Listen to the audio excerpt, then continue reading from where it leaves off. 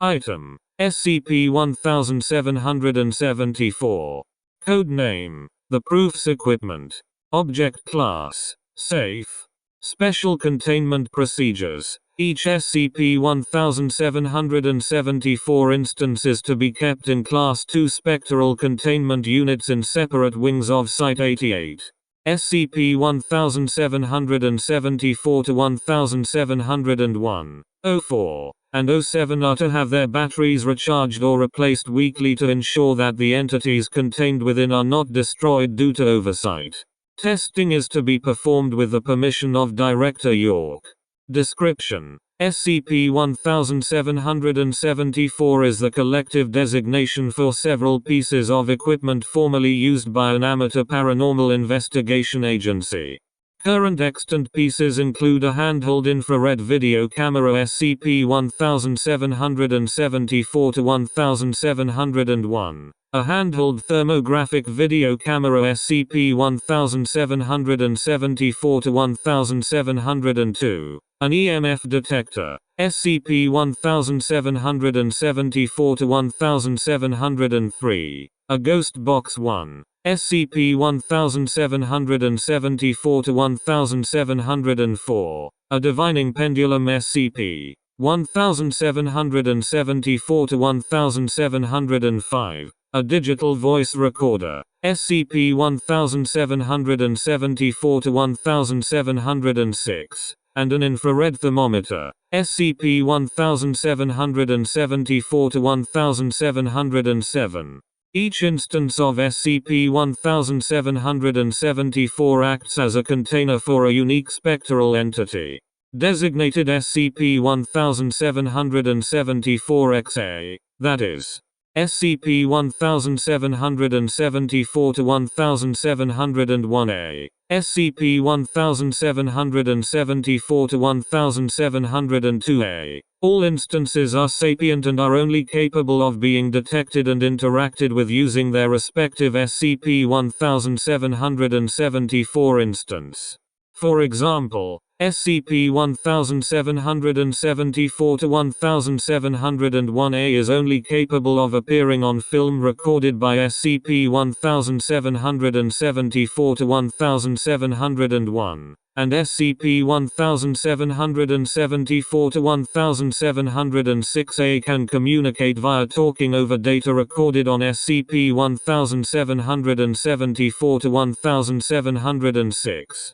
Data recorded by SCP-1774 instances can vary greatly from what is actually occurring. For example, footage from SCP-1774-1701 can show the manipulation of objects in the room, flickering of lights, and alterations in the behavior of recorded individuals when none are occurring. All SCP-1774-XA instances are seemingly capable of communication with each other. During testing, individual instances have been shown to work in concert with one another in an attempt to falsify paranormal evidence. All instances of SCP-1774 were used by an amateur paranormal investigation society known as The Proof. The Proof is based out of Ohio State University, and investigates various supernatural phenomena throughout the Midwestern United States, often resorting to creating hoaxes of falsifying evidence for their web show The Truth and the Proof. No members of the organization have any knowledge of Foundation activity, and as such, are not considered a threat. During an investigation on a private property in Cleveland, Ohio, police arrested the entirety of The Proof on allegations of breaking and entering, trespassing and fraud. Their equipment was taken into police custody, where its anomalous properties were first noticed. A Foundation recovery team confiscated the equipment and brought it to Site-88 for study. Test log 1774. Test 1774-1701. Item S. Used SCP-1774-1701. Testing procedure: SCP-1774-1701 was turned on, and used to film a portion of the hallway at Site 88 over the course of 12 hours. Results: SCP-1774-1701A manifested as a woman, approximately 45 years of age and wearing a Victorian-era dressing gown. SCP-1774-1701A paced back and forth through the section of hallway visible on the film, disappearing and reappearing in between frames. SCP-1774-1701A was shown walking through a research assistant on the film, causing them to momentarily convulse and vomit. This action did not occur outside of the recording. At one point, SCP-1774-1701A's face appeared directly in front of the lens, causing the observing researcher to become startled and fall out of his seat. "I swear to God, she was laughing afterwards." Dr. Bryant. Test 1774-1705.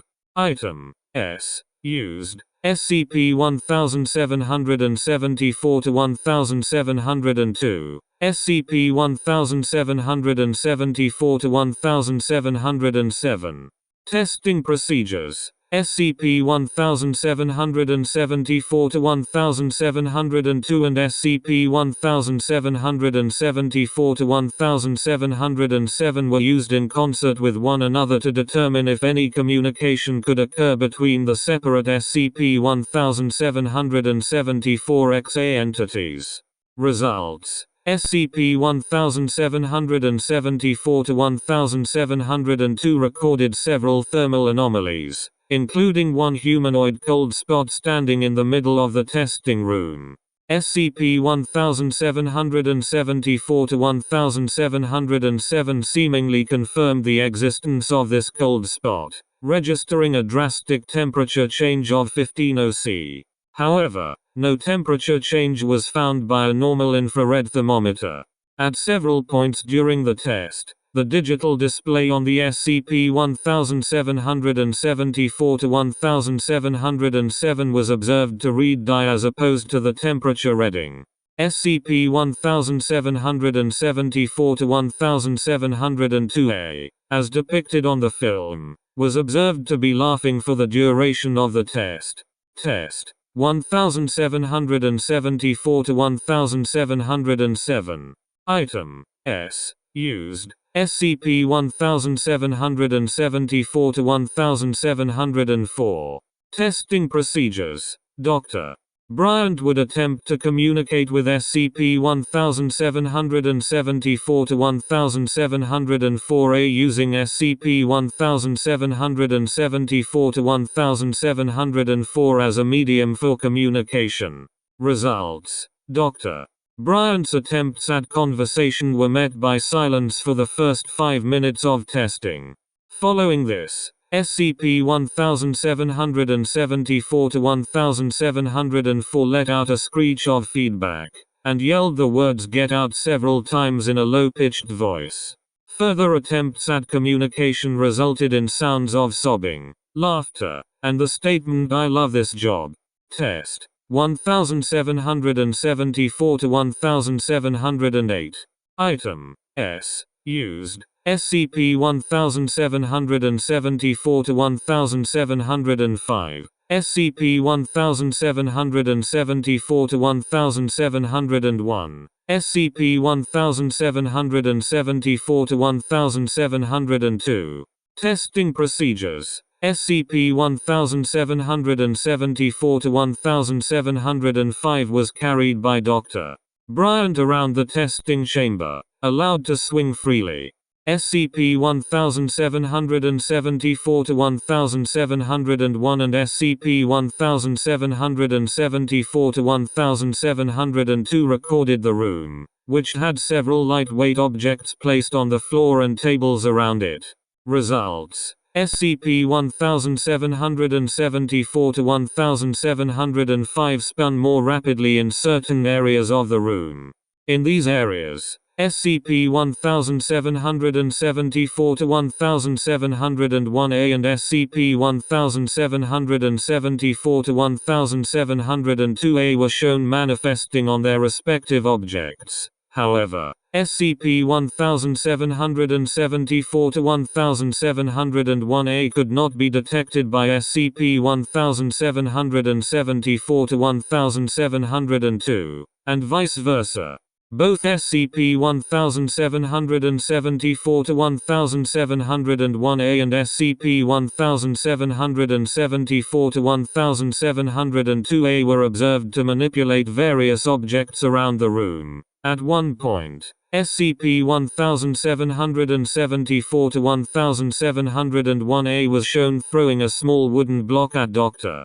Bryant's head, causing him to react by ducking below it and swearing. These actions did not occur outside of the recording. Interview log. Agent Raymond McGee interviewed Tyler Watkins, equipment manager for the proof and presumed creator of SCP-1774. Agent McGee was posing as a member of the Cleveland Police Department during the interview. Begin log. Watkins, what do you want to know about the investigations we did? McGee, I've seen the tapes. They are clearly faked. Watkins, what do you mean? Those are real ghosts on the equipment. McGee, look, we've talked to other paranormal guys. The thing on all your tapes? They all say that's the Havisham ghost. How is the ghost of a Victorian housewife supposed to cross state lines? Leans into Watkins unless it was faked. Watkins, long pause. I don't know what to tell you. None of the evidence was faked. Those ghosts were real. McGee, don't give me that bullshit. There's no such thing as ghosts. And given the fact that your group has conned at least 5 people out of money for investigative services. Watkins, they're real. You wouldn't believe me if I told you what really happened, but they're real. McGee, you're right. I wouldn't believe you. But I'll humor you. Watkins, a lot of the stuff we did was faked. You're right about that. But Dan too wanted more convincing ways to fake the stuff we saw. A frisbee painted like a UFO or a gorilla costume to pose as Bigfoot can only take you so far. He wanted to make it as real as possible. McGee, while still being fake. Watkins, the rest of the stuff we did was faked. This was real. Leans back in his chair. I should know. I put them on there. McGee, which is it? Was it real or faked? Give me a straight answer. Or, Watkins, the cameras and stuff didn't technically see anything. The ghosts were in the cameras, the thermometer, the EMF detector, the freaking divining pendulum. Shakes his head. I found this thing online where you could bind spirits to anything you wanted, make a haunted box or something. I tried it on the pendulum first, in this graveyard near Akron, and it worked. After that, I tried a new item at each location we filmed at. McGee rubs his forehead and stays silent for several seconds. Let me get this straight. You tried to fake paranormal findings and in the process, proved that the paranormal existed. That sounds like the plot of a bad horror movie. Watkins, I know exactly what it sounds like. But it's true. I could show you. But you guys impounded all of our equipment after we tried to investigate Bourbon House.